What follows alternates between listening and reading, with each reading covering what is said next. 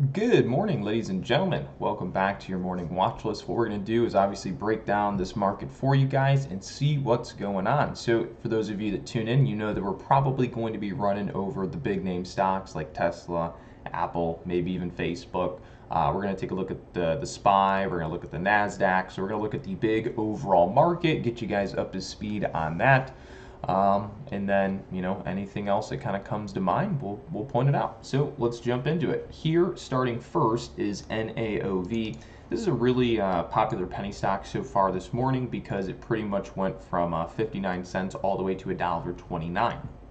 Now, if I may, this $1.29 where the price stopped at, it's not random. So let's go and take a look at this 4-hour chart. Ready? We go to the 4-hour chart and you can see the price ran right up into that 130 trend resistance. So right now that is the trending resistance, and the stock NAOV cannot really have a breakout or another breakout until it's essentially over that price on the 4-hour chart. Okay, now if we wanted to, we could take a look at some other time frames here, like the daily chart. Let's say that $1.30 did break out. We might suggest that it could run up to, say, $1.80. Okay, so maybe right here. All right, that's something we might suggest could happen. It could run up to that $1.80 price. So, but for the time being, again, it's holding pretty well below that $1.29. And as soon as this trend right here, as soon as that trend line gives way, you can see it's trying to hold as support. As soon as this trend gives way, we should see this just pretty much dump and fade out. So there are a lot of traders this morning that are looking at the stock, and what they're saying to themselves is, "Ooh, look at this bull flag kind of pennant," and they're trading up and into that, maybe unknowing that that $1.30 is a pretty big long-term resistance point.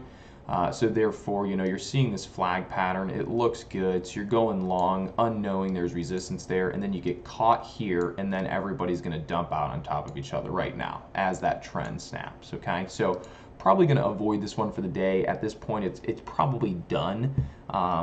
I'd be very surprised if it has a really good day at this point once we snap successfully. So if we successfully snap, which looks like it's happening, the likelihood this turns into some big trader on the day is it's pretty unlikely. Okay, so let's go ahead and move forward.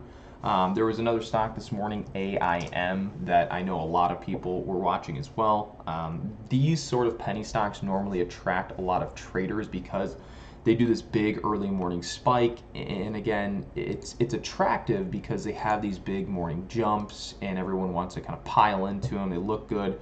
So I traded this and the other one. I shorted this stock, went long in the other one, and you can see it's still fading out this morning. I was short in here, and then I covered my short down at this trend, and we even went through that trend. So I could have made more on that if I was willing to go through my desired price target, which was that trend. So I was short this morning in the 264s, and pretty much faded down to like the 250 mark. Okay, so if we were to take a look at this one on the longer term chart, you'll probably notice, well, actually I know for sure that when we go and look at the longer term chart, this top and that top was right on resistance trend. So we'll go take a look at the 4-hour chart, I believe it was. Yep, bam, see that?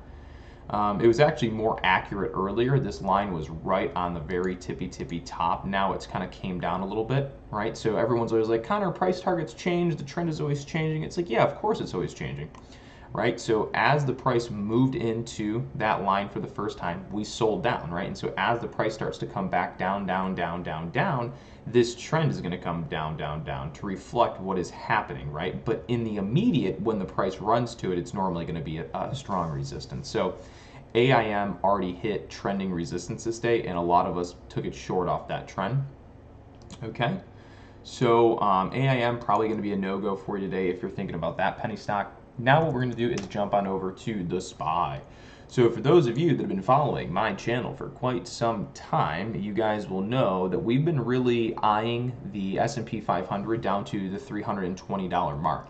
Yesterday we got down to 322 and we started to bounce there. There was a couple reasons why, and we'll probably get to that in just a second, but nonetheless, I'm really not going to be bearish on the market today.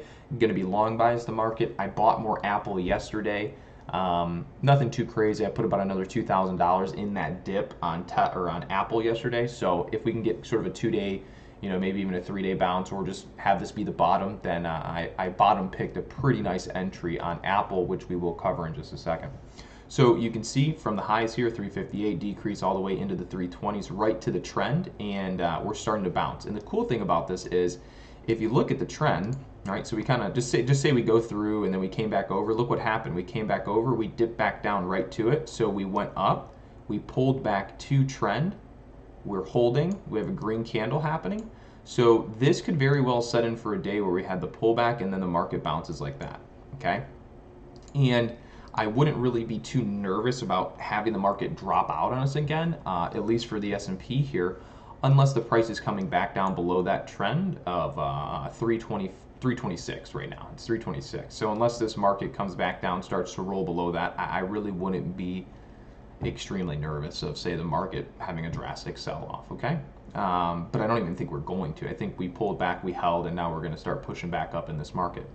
If we go look at the daily chart, I think this will give us a little bit more of an accurate view. Okay, so if we look at the daily chart here, you can see where the trend is at. It's at 319. So if we were to look at, if you looked at the 4-hour chart, you would say, okay, trend is here at 325. Okay, if we look at the daily chart, you would say, okay, trend is here at 319. So we kind of dipped right into those trends, and you can see on our volume system, yesterday was practically 90% all buying, right? We kind of dropped down, and by the end of the day, by the close, after everything's all said and done, you can see the volume with just a smidge of selling down there. So if you were running, no, that's not going to make sense. I'm not even going to say that. But nonetheless, we can see that majority of yesterday was all buying with just a smidge of selling, all said and done. So I think we're going to be onto some bouncing activity here on the market. Now, if we go look at the Nasdaq, the Nasdaq is a little different. This had already broken well below its 4-hour trend, and it had already broken well below its daily trend. But yesterday, you can see this bounce move came all the way back to trend. So let's see. I probably should run this on the Qs. This is because of pre-market activity. So we're going to go to QQQ, and so this is the Nasdaq still. And you can see yesterday the market bounced all the way right back up to trend. So I don't know if we've crossed that yet this morning on the Nasdaq, but I feel like we did. So let's take a look. So yep, we got up and over that trend. You can see, so ready? Let's go back, take a look at the daily chart. Ready? So yesterday we kind of sell off. We bounce back up to that trend right there. All right. So that's the dotted line right there. Then if we go and look at it pre-market, okay, you can see we went over, under, over, and then what? Right there. And we tested that trend pre-market, and we're bouncing away from it. So there's a good chance that the Nasdaq is going to be on for a green day here. And if we go and zoom in here, you're going to see that, look at our volume system, right? As we came back down, excuse me, let me scroll this up. As we came back down into that trend support to retest it, what ends up happening, you can kind of see we're getting some pretty strong volume spikes right there. Very minimal selling on at least those two right as we get down on that level. And then obviously you can see we're pretty much to buying all right now as we're trending on the green side, okay? So as far as the Qs, the Nasdaq, the SPY go, we're pretty much looking at a bull day here. I mean, I could probably give you some price targets, so let's do that. Let's say the market does go long today. Where could we see this potentially to? So market's been ranging. There's volatility. Just yesterday alone, the Qs put in a day from 260 to about 268, so 8-point range. Say market opens at about 269. Next trend up is at 275, so that'd be about 6-7 points. So given the volatility we've been seeing in the market, we could anticipate larger days than say like 3-4 points on the day. So I would suggest that we could even see prices of 275 to 276, which would put us right back at the 4-hour trending resistance here. So that's about 276, 275. All right, and let's see if that exists within today's trend. It does. So that price target we picked exists within the intraday trending move. So it's not like we're picking a price target that's all the way out here that really doesn't make sense. We're picking a daily chart trending target that exists within our intraday trending zones. Okay, so that makes sense. Let's take a look at the SPY. Let's see where that one could be heading possibly. So SPY is holding okay. So say we do flip green today and we jump, we'd have all the way up to 340. That doesn't really make sense. So we'd probably go back to the daily chart. We're going to pick the half standard deviation here, which is at 331. Go back here. So yeah, we would probably say the 331 price is more accurate to pick for the for a target on the long side. If you're like, what's the longer term trend that could possibly be touched today, it would probably be like 331 on the upside. So there's still some work to do. Market's still theoretically trending down. Yesterday was just a nice bullish day. We held the bottoms, held the bottoms, held the bottoms, and then we jumped up. So we're going to be bullish on today's market. Now what we'll do is go take a look at Apple, and then we'll take a look at Tesla. All right, so again, I bought more Apple yesterday, bought a couple $1,000s on yesterday's move. Obviously, you can see by the end of the day, strong run, and still holding that run into pre-market today. All right, so daily chart is over trend. Daily chart half standard deviation target comes in at 116. Let's check 4-hour. 4-hour chart is going to be well above that. So first we'd pick 116 as a price target for Apple today. And 116 exists well within the lines of our intraday move, so we might even hit the 120 if Apple had a really good day. 120 is even possible within the rules of today's intraday move. So again, target, long Apple 116, secondary target, say the 120s. Okay, let's go take a look at Tesla. Now I know Elon Musk started saying something yesterday about something probably regarding battery day. This was a discussion that we just had yesterday with our private group members. Nothing too crazy. It was really just us, kind of going back and forth and saying there's a lot of traders, a lot of people buying into Tesla before this battery day, saying, price target to 500, 550, all-time highs for battery day. And I totally felt this was going to be a situation where it was buy the rumor, sell the news. So I'm not even, to be honest, I don't even know when battery day is. I haven't even been keeping up with it because I didn't really care, right? I'm like, oh, whatever, battery day, because I feel like it's going to be a buy the rumor, sell the news. So I don't really have to know, exactly. Well, I will eventually know what day it is. I don't even know if it happened, but I can tell you wholeheartedly, I feel this is a buy the rumor, sell the news type event. And then I think Elon Musk came out like last night and started saying something about battery day really not being that special, or pretty much knocking his own company. And anyway, so the stock started to sell off. So for those of you that are all hyped up on battery day, I'd be a little iffy on that because two things. TTM here is already showing red, so it's showing mixed emotions in this top here and not necessarily suggesting 100% bullish based on TTM.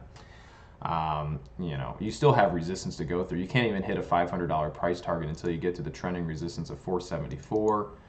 So I think you're going to see a buy the rumor, sell the news type day. Now, what we do have going on more specifically is if you look here on this chart, all right, you might as well just put a level here, 422.22. Did that make sense? It's basically, 422.20 is sort of the support right now. If in the event you start getting candles to close below that, you could see some weakness into Tesla. Let's check our daily chart.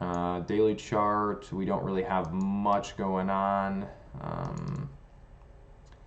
So the daily chart's got support down at 394. So the way I could see this playing out is potentially a move below 422.20, snap down to daily chart trend at 393.55, some holding and then kind of bouncing around there.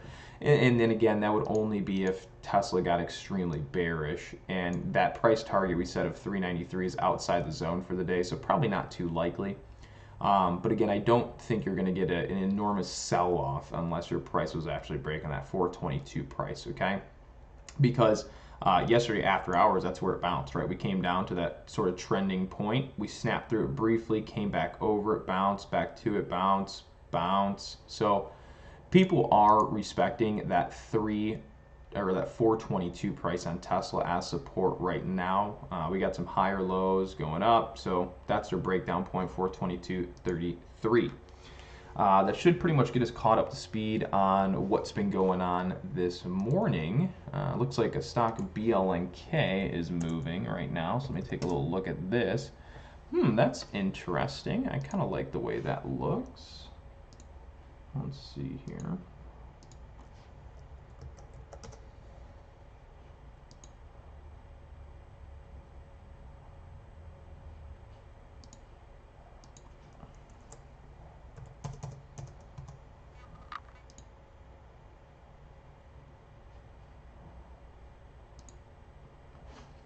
So let's see if BLNK is running into or sort of any major resistance point here.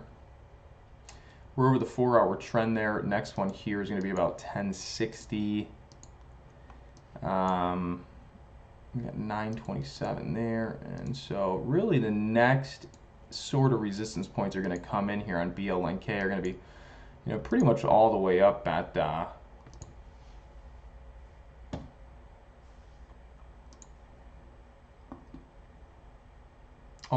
10 mark. So right now it is squeezing. I just even entered a short myself.